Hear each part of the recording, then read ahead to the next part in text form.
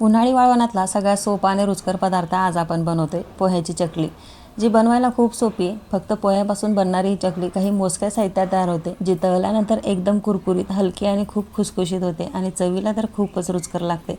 नमस्कार, मी स्मिताज रेसिपीमध्ये तुमचं खूप खूप मनापासून स्वागत करते। तुम्ही पहिल्यांदा जर ही चकली बनवत असाल ना, तरी पहिल्याच प्रयत्नात न चुकता एकदम परफेक्ट ही होणार आहे, कारण इतकी बनवायला सोपी आहे। भरपूर टिप्स आजची रेसिपी मी शेअर केली ना, त्यासाठी व्हिडिओला शेवटपर्यंत जरूर बघा।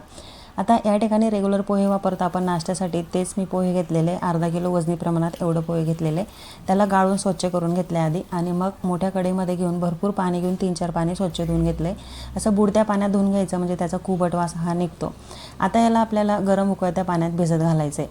आता पाणी किती घ्यावं ना, याचं काही प्रमाण नाही आहे, अंदाजाने आपल्याला पाणी वापरायचं आहे। पोहे बुडेल ना इतवर गरम पाणी आपल्याला याच्यात टाकायचं आहे, उकळतं पाणी टाकायचं आहे। असं पाणी भरपूर टाकून याला 15 मिनिटासाठी झाकून ठेवायचं आहे, तोवर बाकीची तयारी मी करून घेतलेली।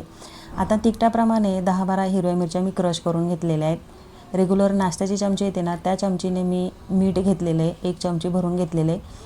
पाव चमची एवढा पापड खार घेतलेला आहे, पुरेसा होतो अर्धा किलोसाठी। पाव चमची जास्तीचा घेऊ नका, त्यामुळे चकल्या ह्या लालसर होतील आणि चव देखील जरा वेगळी लागणार।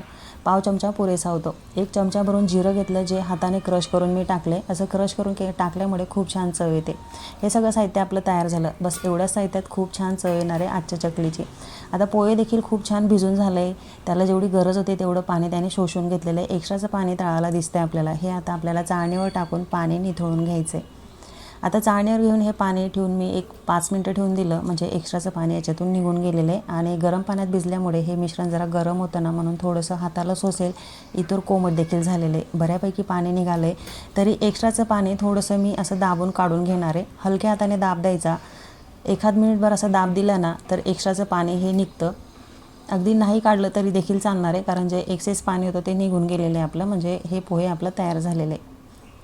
आता एका मोठ्या कढईमध्ये हे तयार पोहे मी घेतलेले, की ज्याच्यातच मी पीठ मळायला घेणार आहे। त्याच्यात जी तयार केलेली हिरवी मिरची, मीठ, खार आणि जे जिरं होतं ना, ते मिक्स करून घेतलेलं आहे।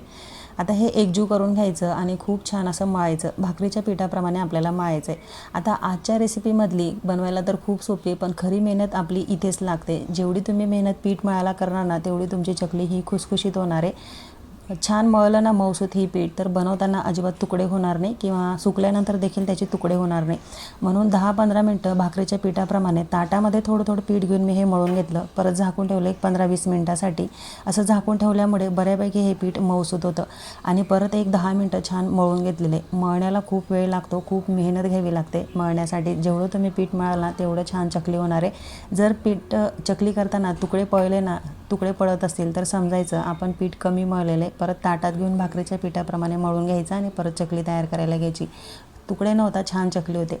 आता भरपूर मी मळून घेतलेले बघा, साच्यामध्ये देखील दाबून भरायचं, म्हणजे एक्स्ट्राची एअर असते ते निघून जाते आणि चकली बनवताना तुकडे पडत नाही। किंवा कॅरी बॅगामध्ये भरून तुम्ही एखादं होल पाडायचं, त्याने देखील ही चकली तयार करू शकता, त्याने देखील खूप छान होते। आता सगळ्या चकल्या मी तयार करून घेत आहे। चकली तयार करताना तुमचं लक्षात आलं असेल, तुकडे कुठेही पडत नाही आहे, छान गोल गरगरीत ह्या चकल्या होत आहेत, कारण पीठ छान मळून घेतलं होतं मी। परत लक्षात घ्या, महत्त्वाची टिप घ्या आजच्या रेसिपीमधली, जेवढं तुम्ही मळलं ना, तेवढ्या छान चकल्या तुमच्या होणार आहेत, तुकडे होणार नाहीत। जर तुमचे चकली बनवताना तुकडे पडत असतील, तर तुम्ही पीठ कमी मळलं आहे असं समजायचं, आणि परत त्याला ताटात घेऊन भाकरीच्या पिठाप्रमाणे पीठ मळून घ्यायचं, छान चकल्या होतात। आता एवढ्या चकल्या झाल्या आहेत बघायला, 3-4 दिवस मी उन्हामध्ये कोरड्या करून घेतलेल्या आहेत, आणि वर्षभर स्टोअर करण्यासाठी ह्या चकल्या तयार झाल्या आहेत। कलर देखील खूप सुंदर आलेला आहे, काही जास्त तुकडे पडले नाही। सगळ्या चकल्या सुकल्यानंतर 3-4 दिवस उन्हात वाळवल्यानंतर अगदी मूठभरच एवढा त्याचा भुगा निघालेला आहे। खरं तर ह्या पोह्याच्या चकल्यांचे तुकडे जास्त होतात असं, पण छान पीठ मळलं ना, तर अजिबात तुकडे होत नाही। माझे तर खूप कमी प्रमाणात तुकडे झालेले आहेत। मी तळून देखील तुम्हाला दाखवते। तेल छान तापलं ना, मग आपण हे तळायला घ्यायचे आहेत। छान फुलतात तापलेल्या तेलात जर आपण चकल्या तळल्या तर, कोमट तेलामध्ये चांगल्या फुलत नाही। आता टाकल्या वरती आल्या आहेत बघा, खूप छान मोठ्या झालेल्या आहेत। आधीच्या चकली आणि आताच्या चकलीमध्ये तुम्हाला फरक दिसतच असेल, खूप खुसखुशीत अशा ह्या चकल्या दिसत आहेत। थोड्याशा चकल्या मी तळून पाहिलेल्या आहेत। कलर देखील खूप सुंदर आलेला आहे। बनवायला तर खूप सोप्या होत्यात, काही मोजक्याच साहित्यामध्ये आपण तयार केलेल्या आहेत। फक्त पापड खार आणि मिठाचं प्रमाण हे परफेक्ट घ्यायचं। पीठ मळताना थोडी टेस्ट घेऊन बघायची, जर कमी वाटलं तर अजून आपण मीठ हे वापरू शकतो, पण 1 चमचा भरून छान परफेक्ट टेस्टला हे मीठ येतं। आता मी म्हटली 3-4 दिवस या उन्हात कोरड्या केल्यामुळे थोडासा भुगा त्याचा झालेला आहे बघा मूडवर. त्यात टाकल्यानंतर तेलात टाकल्या कढई भरली, किती छान फुलल्या आहेत. जर चकली बनवताना जास्त तुकडे होत असतील ना तर जास्त टेन्शन घेऊ नका, छान असे लांबसर तुकडे करून घ्या, ते देखील खूप छान दिसतात. तुम्ही पाहू शकता. असं हे मुलांना खायला देखील खूप आवडतं. याच्यावर तुम्ही चाट मसाला, लाल चटणी पावडर टाकून देखील खायला देऊ शकता आणि लांबडे तुकडे कुरकुऱ्यासारखे ते देखील छान दिसतात. आता तळण्याआधीची चकली आणि तळण्यानंतरची चकली ही तुम्ही पाहू शकता किती फरक जाणवतोय ते.